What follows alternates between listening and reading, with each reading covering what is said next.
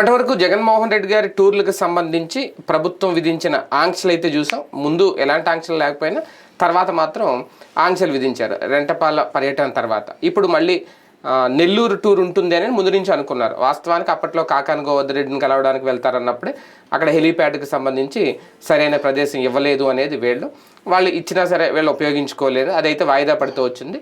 తర్వాత నల్లబరెడ్డి ప్రసన్న కుమార్ రెడ్డి ఇంటి మీద దాడి జరిగింది, అప్పుడు వెళ్తారనుకున్నారు. తర్వాత వరుస అరెస్టులు. ఈ నేపథ్యంలోనే ఇప్పుడు ఆల్రెడీ అనిల్ కుమార్ మీద కూడా ఒక కేసు అయితే నమోదైంది. అంటే ఒక రకంగా నెల్లూరు రాజకీయాల్లో ఇప్పుడు కీలకం జగన్మోహన్ రెడ్డి అక్కడికి వెళ్ళడం అనేది.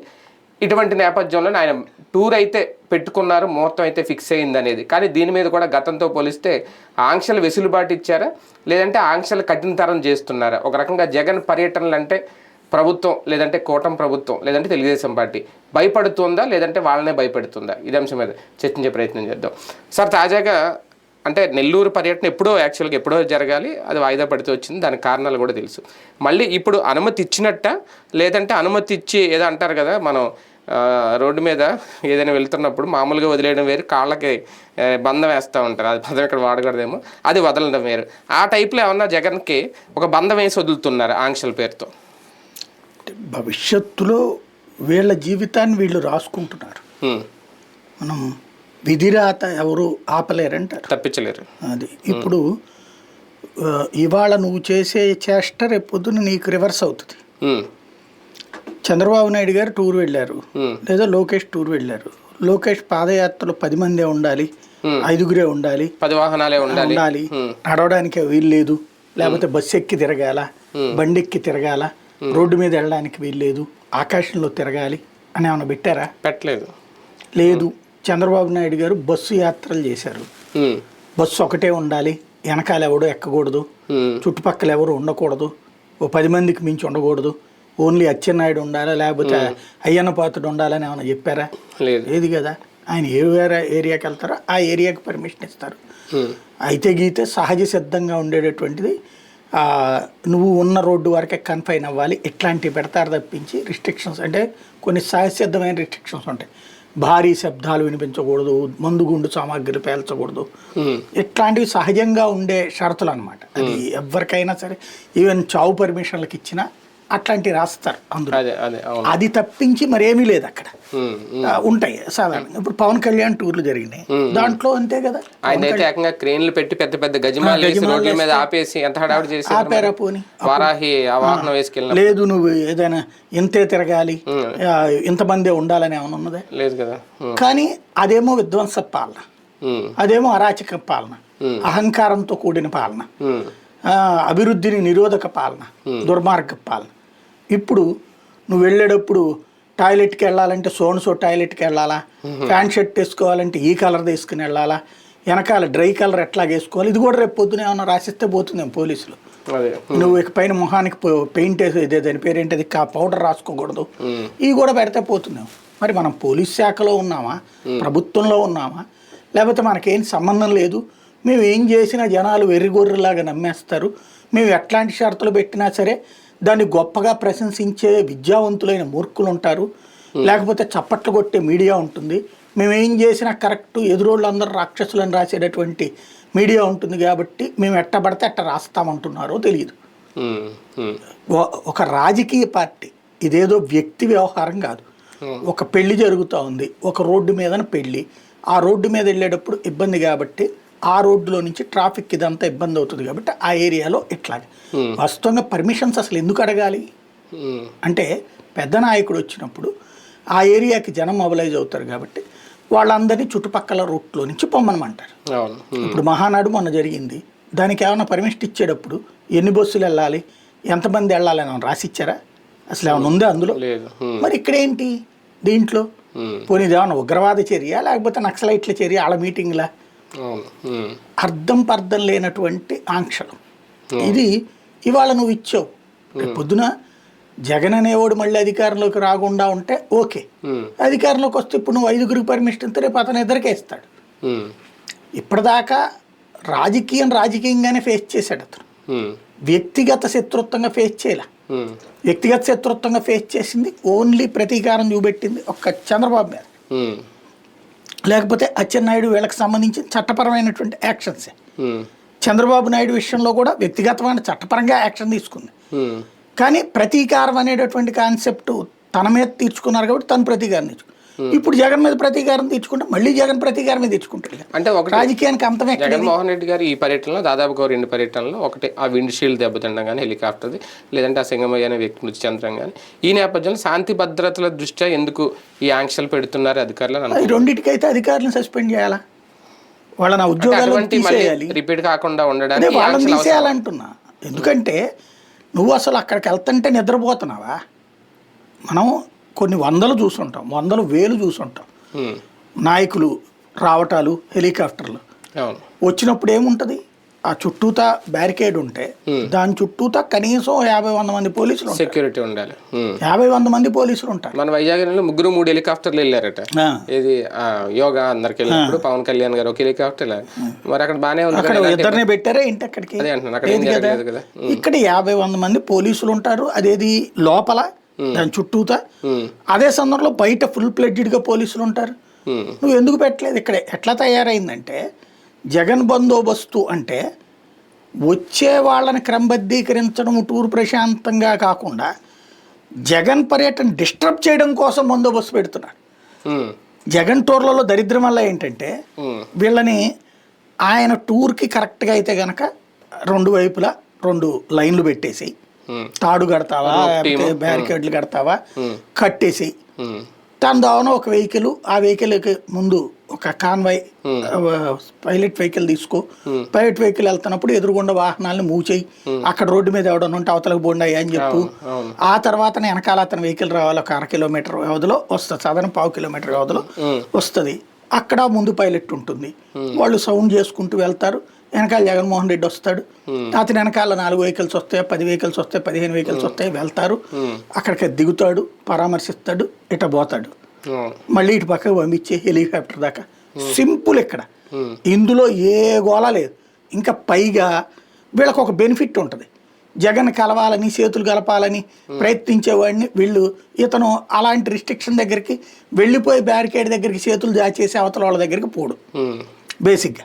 అప్పుడు ఇదివరకు జగన్ సీఎంగా ఉన్నప్పుడు ఎట్లయితే విరక్తి పుట్టిందో అట్లా అయిపోతుంది కార్యకర్త, మా గెలవలేదు ఇట్లాంటిది. ఇప్పుడు ఏంటి, ప్రతి ఒక్కళ్ళు మీదకి వెళ్ళిపోవడం, సెల్ ఫోన్లతో ఈ సెల్ఫీలు తీసుకునే క్రమంలో తోపిసలాట్లు జరిగిపోతున్నాయి. నువ్వు అది జగన్ని కార్యకర్తకి దూరం చేయాలనుకుంటే, జగన్ కార్యకర్తలకు దూరం అయింది ఎక్కడ, రిస్ట్రిక్టెడ్ టూర్స్లో. నువ్వు వచ్చేయి, నువ్వేం చేస్తున్నావు, ఎప్పుడైతే ఈ రిస్ట్రిక్షన్ పెట్టి రాకూడదు, కనబడకూడదు, ఒంటరిగా వచ్చి వెళ్ళిపోవాలా, అదేదో పెరోల్ మీద వచ్చినటువంటి ఖైదీ గనక ఇంట్లో మాత్రం ఉండేసి ఎవరితో కలవకూడదు, ఫంక్షన్ చేసుకోకూడదు అన్నట్టు పెట్టుకుని వెళ్తే ఏమైపోతుంది, జనాలందరూ ఎగబడుతున్నారు. నువ్వు రిస్ట్రిక్ట్ చేయకపోతే, రిస్ట్రిక్ట్ చేసినప్పుడు 40,000 మంది వస్తే, రిస్ట్రిక్ట్ చేయనప్పుడు 15,000 మంది వస్తారు. ఇది నువ్వు గుర్తుపెట్టుకోవాల్సినటువంటి అంశం. అట్లా గుర్తుపెట్టుకోవట్లే. అంటే ఆంక్షల్లో విచిత్రం ఈసారి, అంటే వెహికల్స్ అయి పెంచినట్టున్నారు ఈసారి, 15 వాహనాలు ఏదో అనుమతి అన్నట్టున్నారు 10 మంది. కానీ ఇక్కడ విచిత్రం ఏంటంటే నల్లపరెడ్డి ప్రశాంత్ కుమార్ రెడ్డి ఇంటికి వెళ్ళకూడదని చెప్పడం ఏంటి, అదే అర్థం కావట్లేదు. అంటే మేబీ ప్రశాంత్ రెడ్డి ప్రెషర్ అనుకుంటా, అక్కడి నుంచి ఎస్పీ మీద. వీళ్ళ నాయకుడు, వీళ్ళ మాజీ ఎమ్మెల్యే, ధ్వంసమైంది ఇల్లు, వెళ్ళి చూసే అధికారం లేదా అదే అనేది నాయకుడు? ఇక్కడ యాక్షనే తప్పది. అసలు మొన్న జరిగినటువంటి యాక్టివిటీలోనే అతని ఇంటి మీద దాడి జరుగుతుంటే పోలీసులు నిద్రపోవడం ఏంటి? ఇప్పుడు ఇక్కడ ఎన్టీఆర్ ట్రస్ట్ భవన్ రోజున గొడవ అప్పుడు మనం ఏమన్నాం, పోలీసులు అక్కడ ఉండి అలా నువ్వు పోనాయన అని బతిలాడుకోవడం ఏంటి, సిగ్గుండాలి కదా, అలా కనుక్కున్నాం లేదా మనం? ఇక్కడ ఏంటి, పోలీసుల దగ్గర ఉండాలని బస్సు వాళ్ళ వెహికల్స్ ఎక్కించి పంపిస్తే ఇంకేంటి అక్కడ పోలీసింగ్ ఏముంది? రెండవది, నల్లపరెడ్డి ప్రసన్న కుమార్ రెడ్డి, వేమిరెడ్డి ప్రశాంత్ రెడ్డి విమర్శించినందుకేమో కేసు ఉంటదట, ఇంటి మీద దాడి చేసినందుకు కేసు ఉండదట. ఇప్పుడు నువ్వు పెట్టలేదు. ఇప్పుడు ఎన్టీఆర్ ట్రస్ట్ భవన్ మీద గన్నవరంలో తెలుగుదేశం పార్టీ కార్యాలయం మీద దాడిది ఆ రోజున వాళ్ళు కేసు పెట్టారు, పెట్టి స్టేషన్ బెయిల్ లాంటి చిన్న సెక్షన్స్తో వదిలిపెట్టారు. నువ్వు తర్వాత వదిలిపెట్టారు, మీరు వేటాడారు, కేసులు పెట్టారుగా. చంద్రబాబు గారు ఇంటి దగ్గర ధర్నా మీద మళ్ళీ కేసులు పెట్టి విచారించారుగా, తిప్పారు కదా. మరి మీ వాళ్ళని వదిలిపెడతారు రేపు పొద్దున. నువ్వు ఇవాళ ఆపితే రేపు పొద్దున ఏమవుతుంది? అవును. అంటే ప్రాక్టికల్ కాన్సెప్ట్ పబ్లిక్ అన్న అనిపించాలి కదా, అదే కదా నువ్వు చేస్తుంది రైటా రాంగ్ అన్నటువంటిది. అసలు ఇంతవరకు ఒకళ్ళ ఇంటికి వెళ్ళడానికి వీల్లేదని పెట్టేటటువంటి విచిత్రమైన పర్మిషన్, అంటే పేనుకు పెత్తనం ఇస్తే తలంతా కొరికిందంటారు. ఇప్పుడు అట్లుంది. నీకు ఇచ్చినటువంటి పెత్తనము లేకపోతే నీకు ఇచ్చిన అధికారము బాధ్యతతో కూడింది, అహంకారంతో కూడింది కాదు, అభిజాత్యంతో కూడింది. అంటే ఒక వ్యక్తిగా లేదంటే ఒక ప్రతిపక్ష నాయకుడికి స్వేచ్ఛ హరించినట్టు అవుదా? రేపొద్దు నేను కోర్టుకి వెళ్ళొచ్చు దీని మీద? ఏముండదు. కోర్టుకి వెళ్తే కోర్టు అడుగుతుంది వీళ్ళని ఏంటిది అని చెప్పేసేసి, లేదు లేదు అని ఈ చెప్తారు వీళ్ళు తీసుకెళ్ళి. వాళ్ళ ఉద్దేశం కూడా అదే, ఇతను కోర్టుకి వెళ్ళాలి వెళ్తే అన్నటువంటిది. అంటే మా నాయకుడి ఇంటికి వెళ్ళడానికి నాకు ఆంక్షలు ఏంటని జగన్మోహన్ రెడ్డి అసలు పర్మిషన్ అక్కర్లేదు నన్ను అడిగితే. డైరెక్ట్ వెళ్ళి జైలు దగ్గరకు కాబట్టి పర్మిషన్, అక్కడ నుంచి డైరెక్ట్ ఇంటికి వెళ్ళిపోయాడు అనుకోండి, వెళ్ళడానికి వీల్లేదని ఆపుతారు వీళ్ళు. అంటే ఇప్పుడు అనుమతి ఇవ్వలేదు కాబట్టి అడ్డుకుంటారు. అనుమతి ఏంటంటాము దానికి? పర్మిషన్ అడిగారు కాబట్టి, వీళ్ళు రూలు అడిగారు కాబట్టి జరిగింది. వెళ్ళిపోయాడు అనుకోండి, ఎవడాపొచ్చాడు? అదే అడ్డుకుంటే పోలీసులు అడ్డుకోవాలి. ఎందుకు అడ్డుకుతుంటారు? బేసిక్గా ఇంటికి వెళ్ళడానికి పర్మిషన్ ఏంటి? ఇప్పుడు జగన్ బెంగళూరు నుంచి తాడేపల్లి వస్తున్నాడు, గన్నవరం ఎయిర్పోర్ట్ నుంచి ఇంటి దగ్గరికి తాడేపల్లి ఇంటికి ఏమైనా పర్మిషన్ అడుగుతున్నాడేంటి? నేను మా ఇంటికి వెళ్తున్నానని చెప్పేసి లేదు కదా. అంటే వీళ్ళ పర్యటన రూట్ షెడ్యూల్ ఇవ్వాలేమో కదా పోలీసులకి, జగన్ గారు ఎక్కడి నుంచి ఎటు నుంచి ఎటు వెళ్తారు, అలా ఇచ్చినప్పుడు ఇల్లు తెచ్చినప్పుడు పర్మిషన్, ఎందుకంటే వాళ్ళు సెక్యూరిటీ కల్పించాలి కదా ప్రతిపక్ష నాయకుడికి, అప్పుడు వాళ్ళు ఆంక్షలు విధిస్తున్నారా అడిగినప్పుడు? అదేనేది అసలు ఒక ఇంటికి వెళ్ళొద్దు అనేటటువంటిదే ఒక నియంతృత్వం. దీనికి మళ్ళీ అంటే జగన్కి ఉన్న ఒక దాన్ని ఏమంటారు, ఒక ఇగోని వీళ్ళు టచ్ చేస్తున్నారు కావాలని. మన హెలికాప్టర్ పర్మిషన్ లేదు కాబట్టి ఆగిపోయాడు, ఇప్పుడు దీనికి పర్మిషన్ లేదు కాబట్టి ఆగిపోతాడు. అప్పుడు కార్యకర్తలో ఒక సింబాలిక్ సందేశం తీసుకెళ్లాలనుకుంటున్నారు వీళ్ళు. చిత్తూరులో వెళ్ళిపోయాడు, పర్మిషన్ ఉంది కాబట్టి వెళ్ళాడు, ఇక్కడ పర్మిషన్ లేదు కాబట్టి ఆగాడు. అంటే అతని ఇగో చూసారా? మామూలుగా కాదు, క్యారెక్టర్ మీకోసం ఉండడు, కార్యకర్తల కోసం కాదు అనే సందేశం ఇవ్వాలనుకుంటున్నారు. ఇప్పుడు రేపు ఆ జైలు దాకా వెళ్ళేసేసి నల్లపరెడ్డి ప్రసన్న కుమార్ రెడ్డి ఇంటి దగ్గరికి వెళ్ళలేదు, లేదా టోటల్ టూర్ క్యాన్సిల్ చేసుకున్నాడు. అదిగో చూసారా అతన్ని మెంటాలిటీ.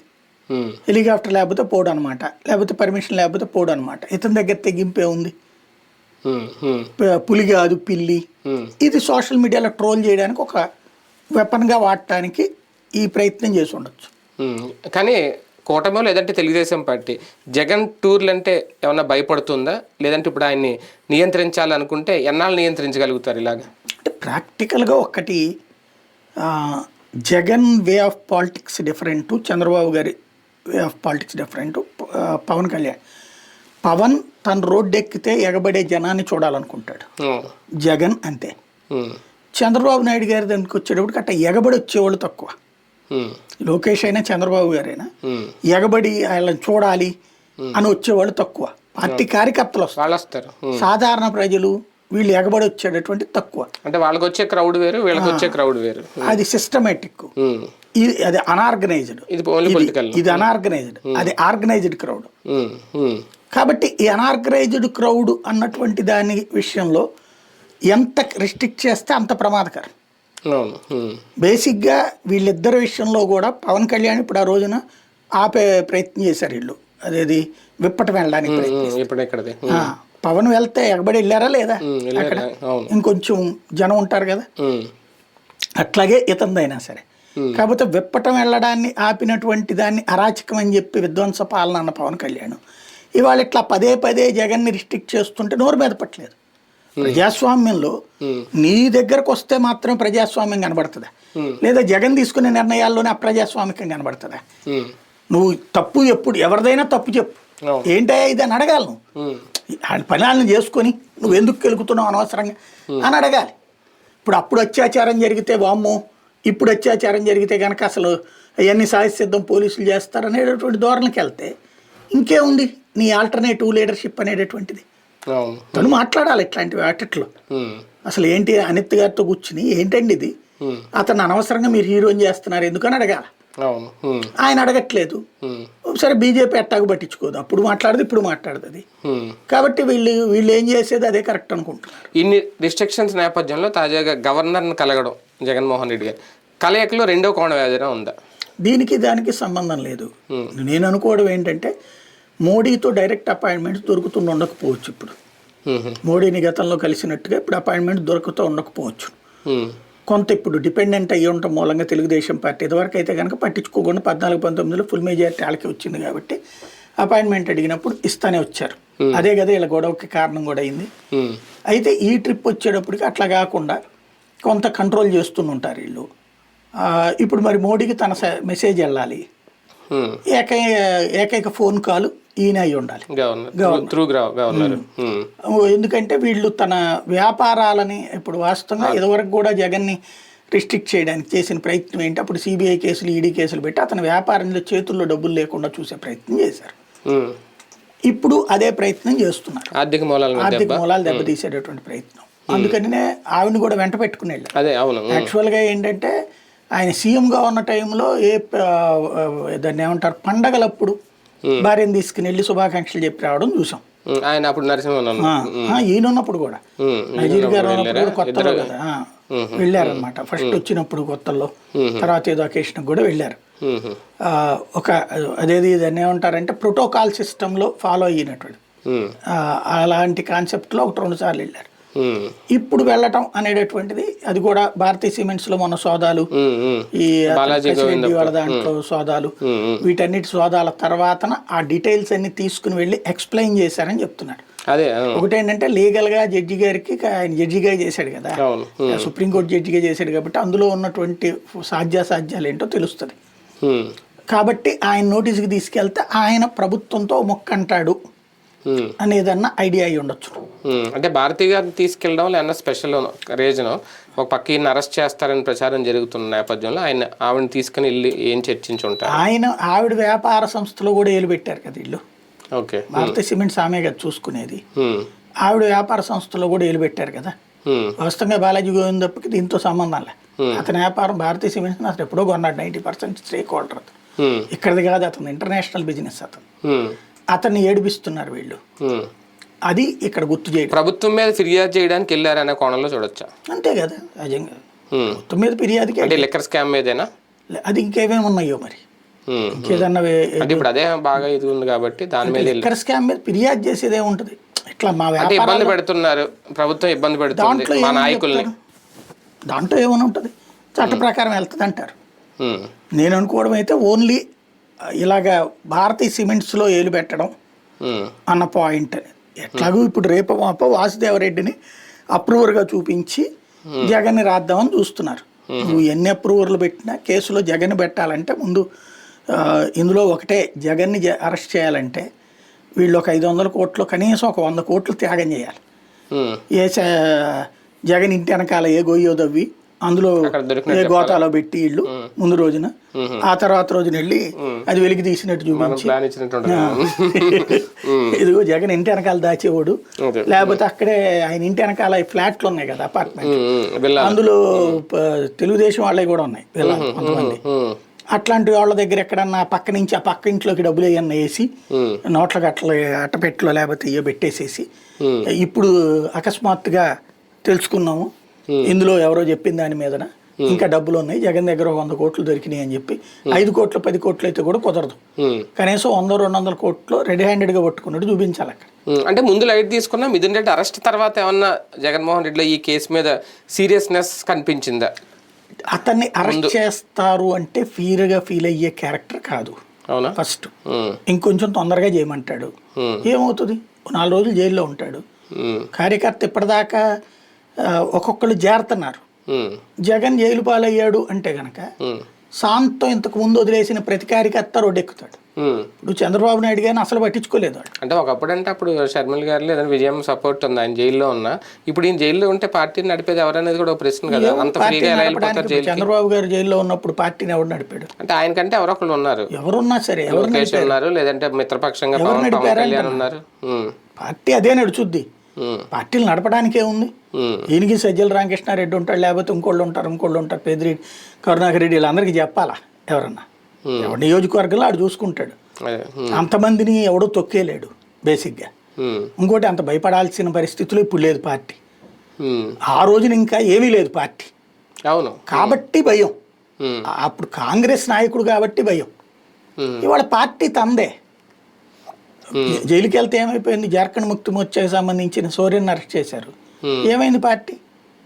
నడవలేదా? వాళ్ళ వదిన గారిని సీఎం చేశారు, అంటే వాళ్ళ వేరే అతన్ని సీఎం చేస్తే వాళ్ళ ఆవిడ పార్టీ చూసుకుంది. లేకపోతే అసలు చూసుకోవడం ఏమి ఉండదు, ప్రాంతీయ పార్టీలు కదా, ఏడిపోతారు. రెండోది ఏమవుతుంది, కేడర్ అంతా కూడా దూరమైన వాళ్ళందరూ వస్తారు దగ్గరికి. జగన్కి లైఫ్ ఇవ్వాలనుకుంటే వీళ్ళు అరెస్ట్ చేయొచ్చు, తప్పేం లేదు. జగన్ని జైల్లో పెడితే తొక్కేస్తామనుకుంటే అంతకు మించిన అమాయకత్వం ఉండదు. అది గుర్తుపెట్టుకోవాల్సిన అంశం. అదే పెద్ద తప్పిదం అవుతుంది భవిష్యత్తులో.